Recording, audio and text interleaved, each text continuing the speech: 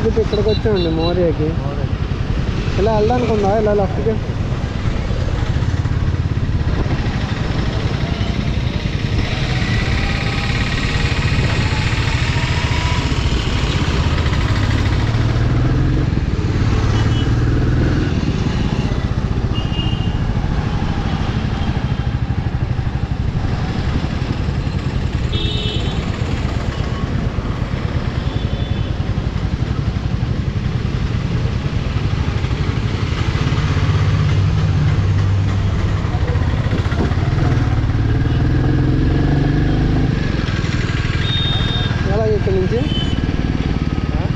ఇక్కడ నుంచి ఇలాగే ఇలాగా.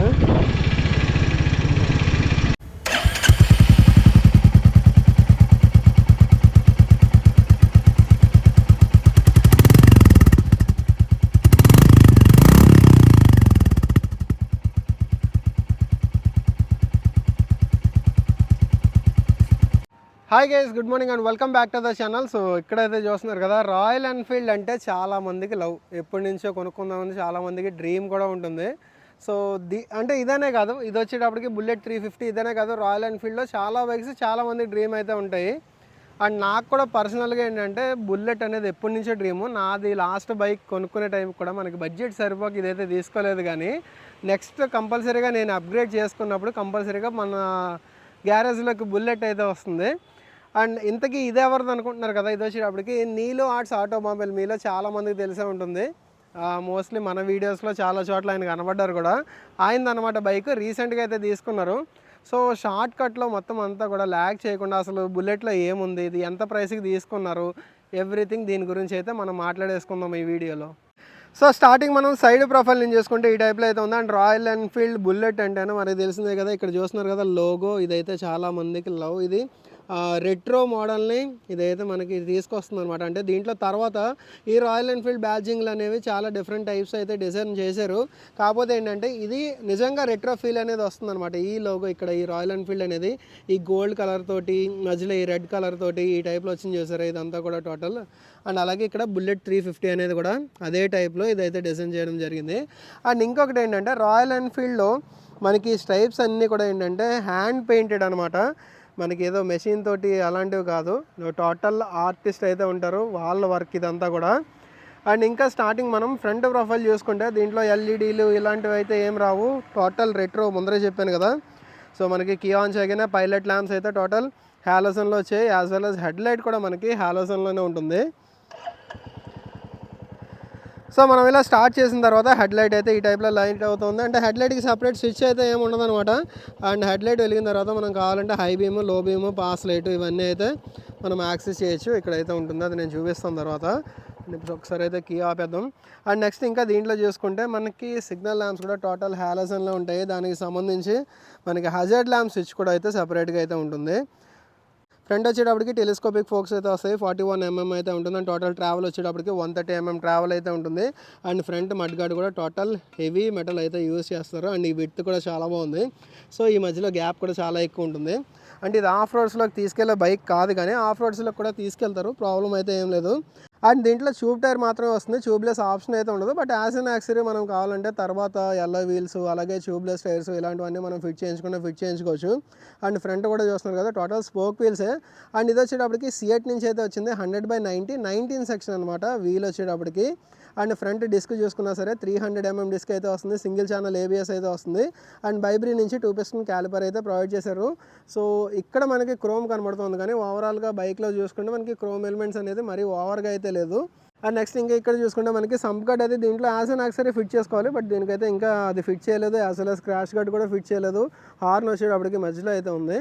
అండ్ ఎగ్జాస్ట్ అయితే చూస్తున్నారు కదా, ఇది వచ్చేటప్పటికి మనకి క్రోమ్లోనే వచ్చింది. సో ఎగ్జాస్ట్ ఇక్కడ నుంచి మొత్తం ఆ టైప్లో అయితే వచ్చింది. అండ్ ఎగ్జాస్ట్ అనేది మార్చకండి, చాలామంది ఏంటంటే రాయల్ ఎన్ఫీల్డ్ దాంతోపాటు ఇచ్చిన దాంతో పోల్చుకుంటే ఏంటంటే ఎగ్జాస్ట్లు అనేవి రకరకాలు మార్చేస్తున్నారు, సౌండ్ ఎక్కువ అది ఇదని. కాకపోతే ఎక్కడ పడితే అక్కడ పోలీసులు అయితే వెయిట్ చేస్తున్నారు, ఎప్పుడు దొరుకుతుందా ఫైన్ వేద్దామని చెప్పి వాళ్ళు అయితే వెయిట్ చేస్తున్నారు. సో అండ్ ఇంకా ఇంజన్ గురించి చూసుకుంటే కనుక దీంట్లో 349cc సింగిల్ సిలిండర్ ఇంజన్ అయితే వస్తుంది అనమాట, లాంగ్ స్ట్రోక్ ఇంజన్ అయితే వస్తుంది. J సిరీస్కి అప్డేట్ చేసిన తర్వాత చాలా స్మూత్ ఉంది. సో ఎటువంటి రోడ్స్లో మనం ట్రావెల్ చేసేటప్పుడైనా చాలా స్మూత్ పికప్ ఉంటుంది, వైబ్రేషన్ అయితే ఏం లేదు. అండ్ ఇక్కడ చూస్తున్నారు కదా, నేను ట్రాఫిక్ సిచ్యువేషన్లో మొత్తం మరి గేర్ షిఫ్టింగ్ కూడా మాటికి గేర్ షిఫ్టింగ్ చేయాల్సిన అవసరం లేకుండా పికప్ అంటే మెయిన్గా దీంట్లో టార్క్ అయితే ఎక్కువ ఉంది కాబట్టి 20 PS పవర్ ప్రొడ్యూస్ చేస్తుంది, అంటే 20.2 PS పవర్ ప్రొడ్యూస్ చేస్తుంది, అలాగే 27 Nm టార్క్ ప్రొడ్యూస్ చేస్తుంది. సో ఇది ఒక టార్క్ మెషిన్ అనమాట. సో టార్క్ ఎక్కువ ఉండడం వల్ల అండ్ అలాగే ఏంటంటే స్మూత్ గేర్ షిఫ్టింగ్ ఉంది. As well as gear shifting అనేది మనం మాటికి చేయాల్సిన అవసరం లేకుండా డబల్స్ వెళ్ళేటప్పుడైనా సరే నేనైతే ఇక్కడ చాలా ఈజీగా ట్రాఫిక్లో అయితే మాన్యువర్ చేయగలుగుతున్నాను. సిటీ కమ్యూటింగ్కి చాలా బాగుంది. యాజ్ వెల్ యాజ్ హైవే కంటే మనకు తెలిసిందే, రాయల్ ఎన్ఫీల్డ్ హైవేలో హ్యాపీగా క్రూజ్ చేయొచ్చు.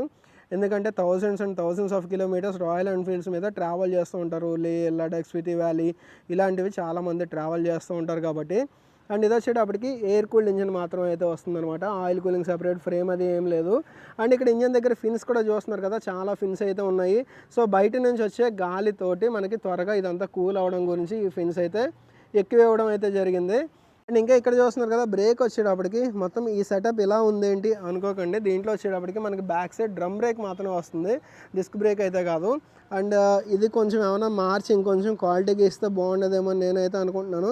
అండ్ ఈ పైన రబ్బర్స్ చూసుకుని ఇవన్నీ క్వాలిటీగానే ఉన్నాయి, ప్రీమియంగానే ఉన్నాయి, దాంట్లో అయితే ఎటువంటి ఇష్యూ అయితే లేదు. అండ్ ఇంకా ఇక్కడ చూసుకుంటే కనుక ఈ సైడ్ ఎలిమెంట్ చూసుకున్నా, దీంట్లో వచ్చేటప్పటికి బ్యాటరీ అండ్ చిన్న టూల్ కిట్ అయితే ఉంటుంది. అండ్ ఇదంతా కూడా టోటల్ పైన మెటలే, మనకి ఇక్కడ లాకబుల్ అయితే ఇచ్చారు, మనం లాక్ తోటి ఇదైతే ఓపెన్ చేసుకోవచ్చు.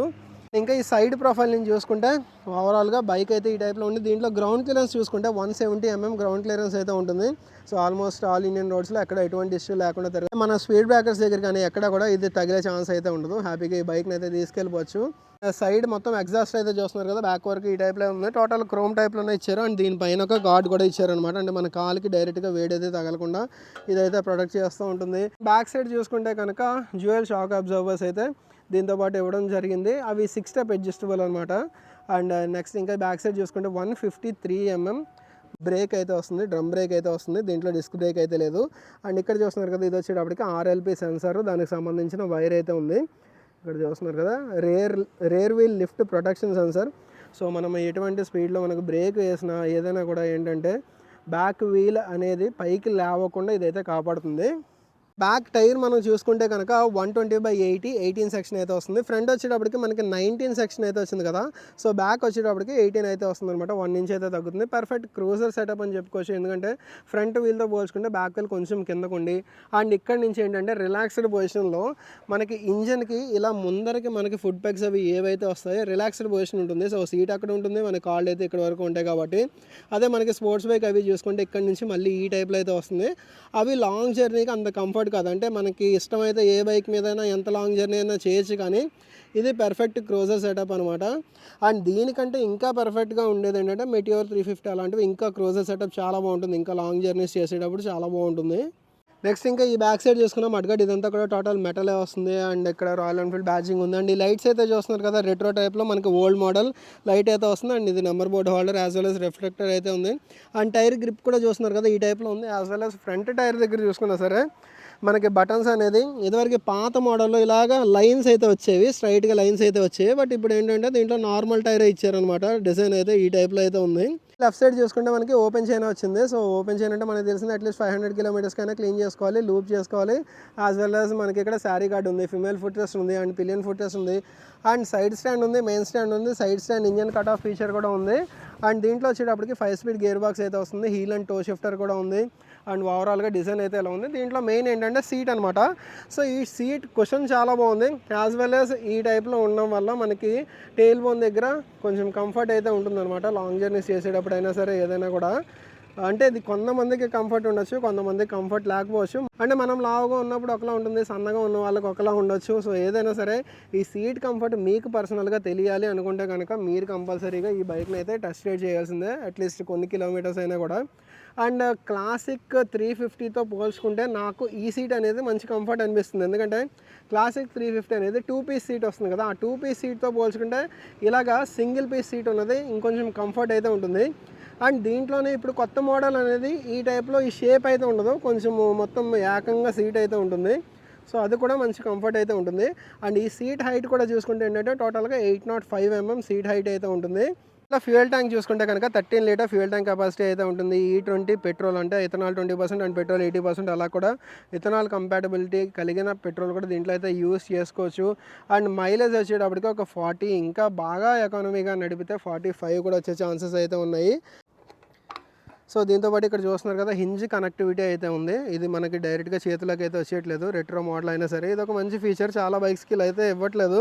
బట్ చేతులకు మనకు వచ్చేస్తే ఏమవుతుందంటే, ఎప్పుడైనా పెట్రోల్ బంక్స్ దగ్గర అలాంటి చోట కమ్ముని కింద పడింది అనుకోండి, అదొక ఇష్యూ అనమాట. డస్ట్ని అట్రాక్ట్ చేయడం, మళ్ళీ పెట్రోల్ ట్యాంక్లోకి వెళ్ళడం, అదంతా ప్రాబ్లం అయితే ఉంటుంది. అండ్ ఇది వచ్చేటప్పటికి ఇప్పుడు కార్బొరేటర్ అవన్నీ ఏం కాదు, ఫ్యూయల్ ఇంజెక్షనే. అందుకనే మనకి ఈ సైడ్ చూసుకున్నా సరే ఇక్కడ కిక్ రాడ్ అలాంటిది అవసరం అయితే లేదు.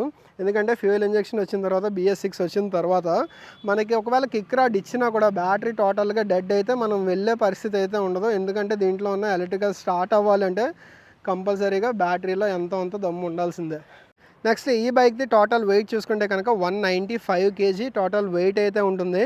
ఇంకా దీంట్లో హ్యాండిల్ బార్ చూసుకున్నా ఈ టైప్లో అయితే ఉందన్నమాట. కొంచెం వైడ్ హ్యాండిల్ బార్ అయితే ఉంది. సో లాంగ్ జర్నీ కంఫర్ట్ కూడా చాలా బాగుంటుంది. అసలు సిటీ కమ్యూటింగ్ కూడా నాకైతే చాలా బాగా నచ్చింది. ఇది పర్సనల్గా చాలా బాగా నచ్చింది. అండ్ మిర్రర్స్ కూడా చూస్తున్నారు కదా, ఇక్కడ మనకి క్రోమ్ టైప్ ఏం కాదు, బ్లాక్ టైప్లో ఇచ్చారు. రెట్రో మోడల్లో మనకి రౌండ్ మిర్రర్స్ అయితే ఇచ్చారు.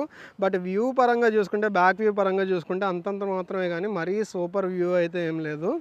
అండ్ ఇక్కడ ఒక ఐ బటన్ అయితే ఇచ్చారు. ఇక్కడ చూస్తున్నారు కదా, ఐ బటన్ అయితే ఉంది. ఐ బటన్ దేనికి అనేది నేనైతే చూపిస్తాను. అండ్ ఇక్కడ చూసుకుంటే మనకి ఇందాక చెప్పాను కదా, హెడ్లైట్ రేడియో స్విచ్ అయితే ఏం లేదు. మన ఇంజిన్ స్టార్ట్ చేస్తే హెడ్లైట్ అనేది ఆటోమేటిక్గా ఆన్ అవుతుంది. బట్ హై బీమ్ వేసుకోవాలన్నా, లో బీమ్ వేసుకోవాలన్నా, లేదంటే పాస్ లైట్ చేసుకోవాలన్నా సరే ఇక్కడ ఈ క్యూబ్ టైప్ స్విచ్ అయితే ఇచ్చారు. అండ్ సిగ్నల్ లైట్కి రేడియో స్విచ్ అయితే ఇచ్చారు. అండ్ దాని హార్న్ స్విచ్ అయితే ఉంది. ఈ రైట్ సైడ్ చూసుకుంటే మనకి ఇంజిన్ కిల్ స్విచ్ అనమాట. Kill switch as well as starter button అంతా కలిపి ఒకే దాంట్లో అయితే ఇంటిగ్రేట్ చేయడం జరిగింది. యాజ్ వెల్ as ఇక్కడ చూసుకుంటే హజార్డ్ లైట్ స్విచ్ అయితే ఉంది. అండ్ గ్రిప్స్ చూసుకున్నా చాలా బాగున్నాయి. As well as bar and weights కూడా ఈ టైప్లో అయితే ఇచ్చారు. నెక్స్ట్ ఇంకా ఇక్కడ చూద్దాం, ఇన్స్ట్రుమెంట్ కన్సోల్ దగ్గర టోటల్గా ఎలా ఉందనేది అయితే చూద్దాం. సో దీంట్లో చూసుకుంటే టోటల్ స్పీడోమీటర్ అయితే ఇచ్చారు. అండ్ ఎనలాగ్ ప్లస్ ఇక్కడ చిన్న డిజిటల్ యూనిట్ అయితే ఇచ్చారు. ఇక్కడ రాయల్ ఎన్ఫీల్డ్ బుల్లెట్ 350 అనేది మనకి ఇక్కడ బ్యాడ్జింగ్ లోగో అయితే ఇవ్వడం జరిగింది. అండ్ కీ చూసుకుంటే వేవ్ బైట్ కీ అయితే ఇచ్చారు. అండ్ కీకి అయితే ఇక్కడ కూడా రాయల్ ఎన్ఫీల్డ్ అనేది సిన్స్ 1901 అనేది బ్యాడ్జింగ్ అయితే ఉంది. ఇగ్నిషన్ అలాగే మనకి సైడ్ లాక్ వేసుకోవాలన్నా సరే మనం ఇక్కడ నుంచి వేసుకోవచ్చు అనమాట, హ్యాండిల్ లాక్ అనేది కూడా. అండ్ ఒకసారి కీ ఆన్ చేస్తే ఈ టైప్లో టోటల్గా ఫస్ట్ స్వైప్ అవుతుంది. అండ్ న్యూట్రల్ లైట్ అయితే ఉంది. And battery, ABS, engine mall function light మొత్తం ఇవన్నీ అయితే ఇక్కడ చూపిస్తున్నాయి. వార్నింగ్స్ వచ్చేటప్పటికి ఇక్కడ చూపిస్తున్నాయి. అండ్ లో ఫ్యూయల్ ఇండికేషన్ కూడా ఇక్కడైతే చూపిస్తూ ఉంటుంది. అండ్ ఇంకా డిజిటల్ యూనిట్లో చూసుకుంటే మనకి ఎకో అనేది ఇక్కడ చూస్తున్నారు కదా, మనం ఎకానమీలో ట్రావెల్ చేస్తున్నామా లేదనేది ఇక్కడ చూపిస్తూ ఉంటుంది. అంటే మనకి పర్ఫెక్ట్ గేర్ రేషియోలో వెళ్తుంటే ఎకో అయితే లైట్ అవుతుంది. ఎకోలో మనం ఎలా ట్రావెల్ చేస్తే మనకి మైలేజ్ కూడా బాగా వస్తుంది. యాజ్ వెల్ యాజ్ ఇంజిన్ మీద ఎక్కువ స్ట్రెయిన్ అయితే పడదు. అండ్ డిజిటల్లోనే మనకి ఫ్యూయల్ గాజ్ అయితే ఇచ్చారు. టోటల్ ఓడో అయితే ఇచ్చారు. 325 కిలోమీటర్స్ అయితే ఇప్పటికి తిరగడం జరిగింది. అండ్ ఈ ఐ బటన్ ఎందుకు అనేది చెప్తా ఉన్నాను కదా. సో ఈ ఐ బటన్ మనం ప్రెస్ చేస్తే కనుక సో ట్రిప్ 1 చూపిస్తుంది, 186 కిలోమీటర్స్ అనేది. ట్రిప్ 2 చూపిస్తుంది. అండ్ టోటల్ టైం చూపిస్తుంది. అండ్ టోటల్ ఓడో చూపిస్తుంది. ఈ టైం అది సెట్ చేసుకోవాలన్నా సరే ఇక్కడ నుంచి మనం లాంగ్ ప్రెస్ చేసి మనం టైం అయితే సెట్ చేసుకోవచ్చు. సో ఇది ఓవరాల్గా డిజిటల్ యూనిట్లో ఉన్నదైతే. అలాగే ఇక్కడ లెఫ్ట్ సైడ్ చూసుకున్నా సరే ఇక్కడ ఛార్జింగ్ పోర్ట్ అయితే ఒకటి ఇచ్చారు. USB-A టైప్ అయితే ఛార్జింగ్ పోర్ట్ ఇచ్చారు.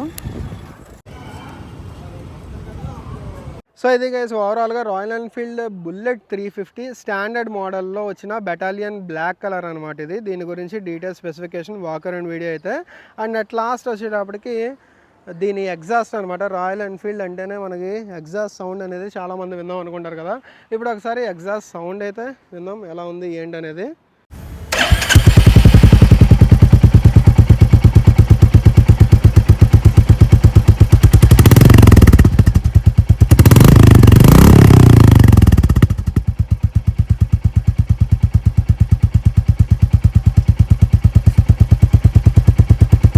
సో ఇది గైస్ ఓవరాల్గా ఈ స్టాండర్డ్ బుల్లెట్ 350 గురించి detail specification, walker and video అయితే. అండ్ ఇది ప్రైస్ వచ్చేటప్పటికి 2,15,000 అయితే ఆయన పర్చేస్ చేయడం జరిగింది.